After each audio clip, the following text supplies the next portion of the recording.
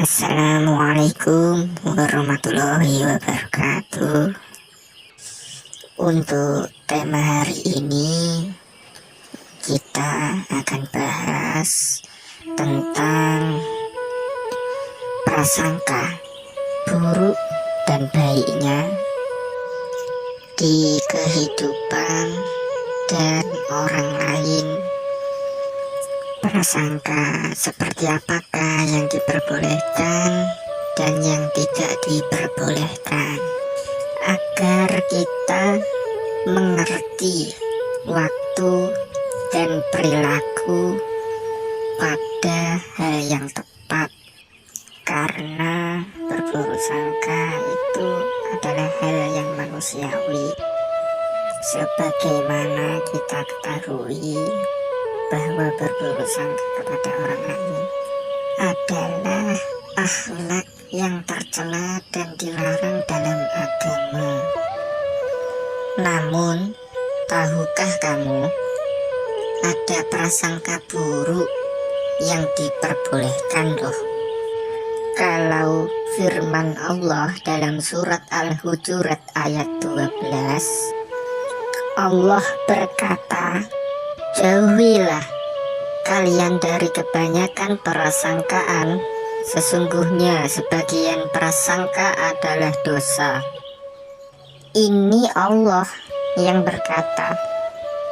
Kalau Nabi Muhammad juga pernah bersabda pada hadis riwayat Bukhari Muslim, Nabi Muhammad Sallallahu Alaihi Wasallam berkata, "Jauhilah prasangka, karena prasangka itu adalah perkataan yang paling dusta." Di sini Allah dan Nabi Muhammad mengatakan hal yang sama. Inilah hukum asal prasangka buruk terhadap sesama muslim, yaitu terlarang. Karena kehormatan seorang muslim pada asalnya terjaga dan mulia, prasangka buruk yang dibolehkan. Jadi ketahuilah ada prasangka buruk yang dibolehkan. Syekh As-Sa'di menjelaskan surat Al-Hujurat ayat 12 di atas begini, Allah Ta'ala melarang sebagian besar prasangka terhadap sesama mukmin karena sesungguhnya sebagian prasangka adalah dosa, yaitu prasangka yang tidak sesuai dengan fakta dan bukti-bukti. Nah, maknanya gini, jika suatu prasangka didasari bukti atau fakta, maka tidak termasuk sebagian prasangka yang dilarang. Syekh Abdul Aziz bin Bas juga mengatakan, maka yang menjadi kewajiban seorang muslim adalah hendaknya tidak berprasangka buruk kepada saudaranya sesama muslim kecuali dengan bukti.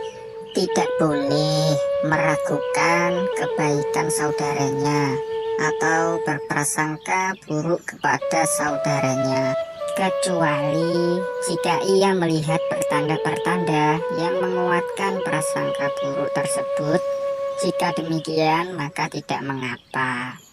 Beliau juga mengatakan, maka yang menjadi kewajiban seorang muslim, baik lelaki atau perempuan, wajib untuk menjauhi prasangka buruk, kecuali ada sebab-sebab yang jelas yang menunjukkan keburukan tersebut. Jika tidak ada, maka wajib meninggalkan prasangka buruk dan wajib berprasangka baik kepada Allah serta kepada sesama saudara dan saudari semuslim, kecuali jika ada sebab-sebab yang jelas membuktikan tuduhannya. Jika tidak ada, maka hukum asalnya adalah baro'ah, tidak ada tuntutan, dan salamah, tidak memiliki kesalahan. Fatwa nurun alat terbi, maka prasangka yang didasari oleh bukti-bukti atau pertanda atau sebab-sebab yang menguatkan tuduhan itu dibolehkan. Semisal jika kita melihat seseorang yang datang ke parkiran motor lalu membuka paksa kunci salah satu motor dengan terburu-buru, kita tidak boleh berprasangka bahwa ia ingin mencuri. Atau kita melihat orang-orang berkumpul di pinggir jalan disertai botol-botol khamr dengan wajah kuyu dan mata sayu, kita boleh berprasangka bahwa mereka sedang mabuk-mabukan. Jika telah kita pahami penjelasan di atas, ketahuilah bahwa para ulama membagi prasangka buruk atau suudzon menjadi 4 macam.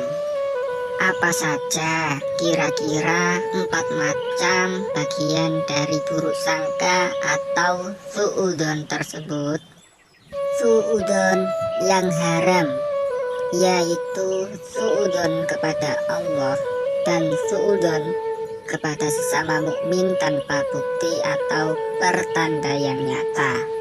Suudzon yang dibolehkan, yaitu suudzon kepada sesama manusia yang memang dikenal penuh keraguan, sering melakukan maksiat. Juga termasuk suudzon kepada orang kafir. Syekh Muhammad bin Shalih Al-Utsaimin mengatakan diharamkan suudzon kepada sesama muslim. Adapun kafir maka tidak haram berprasangka buruk kepada mereka, karena mereka memang ahli keburukan. Adapun orang yang dikenal sering melakukan kefasikan dan maksiat, maka tidak mengapa kita berburuk sangka kepadanya, karena mereka memang gandrung dalam hal itu. Walaupun demikian, tidak selayaknya seorang muslim itu mencari-cari dan menyelidiki keburukan orang lain, karena sikap demikian kadang termasuk tajasus. Siapapun yang memiliki prasangka buruk terhadap sesama muslim, maka ia wajib bertaubat kepada Allah Subhanahu wa Ta'ala.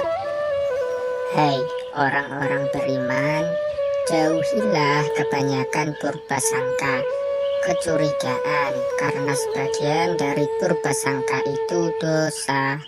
Dan janganlah mencari-cari keburukan orang, dan janganlah menggunjingkan satu sama lain.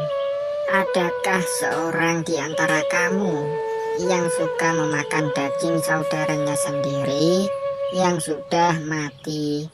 Maka tentulah kamu merasa jijik kepadanya, dan bertakwalah kepada Allah. Sesungguhnya Allah Maha Penerima Taubat lagi Maha Penyayang. Orang mukmin senantiasa mencari maaf dan ampunan, tetapi orang munafik selalu mencari celah orang lain. Itulah sebagian pintu-pintu masuknya setan untuk menguasai benteng hati manusia. Allah berkata, sesungguhnya orang-orang yang bertakwa, bila mereka ditimpa was-was dari setan, mereka ingat kepada Allah, maka ketika itu juga mereka melihat kesalahan-kesalahannya. Nah, supaya terhindar dari suudzon, sebaiknya kita kembali berzikir, sehingga setan pun akan takut. Allah juga berkata, sesungguhnya pada yang demikian itu benar-benar terdapat peringatan bagi orang-orang yang mempunyai hati atau yang menggunakan pendengarannya, sedangkan Allah menyaksikan. Sehingga kita sebagai umat muslim memang diperintahkan untuk selalu menjaga lisan dan perilaku, termasuk tidak boleh berprasangka jelek atau suudzon terhadap orang lain. Nah, itulah prinsip hidup positif. Kalau ilmu dari saya pribadi, buat hidup kita bersama. Kalau jadi manusia itu jangan suka lupa kalau dikasih banyak senang. Dan jangan jadi manusia yang suka mengeluh kalau dikasih luka, cobaan, dan penderitaan. Biasanya kan kalau orang dikasih cobaan atau musibah pasti mikirnya yang aneh-aneh. Seudon. Kita di keramaian oke, kesepian juga oke. Jadi sifat alif saja yang tegak lurus, tangguh dan teguh, tanpa ada yang bisa merubah nasib kita kecuali diri kita sendiri. Nah, jadi bila ada orang lain begini begitu, ya biarkan saja. Pada dasarnya kita tidak mencari kesibukan orang lain dan juga kesalahan orang lain. Nah, jadi seperti itulah rumus kehidupan. Agar apa? Di kehidupan kita selalu dikelilingi oleh hal-hal yang positif. Karena sifatnya suudzon itu akan merusak pola pikir kita, kehidupan kita, dan kehidupan orang lain. Dan biarkan saja orang lain menjadi orang lain, dan diri kita menjadi diri kita sendiri. Dengan penuh cinta dan kehidupan yang positif, insya Allah semua yang kita lakukan itu baik di kehidupan kita maupun di kehidupan orang lain. Dan semoga untuk hikmah dan tema hari ini manfaat dan bisa memberikan sedikit pengalaman dan ilmunya.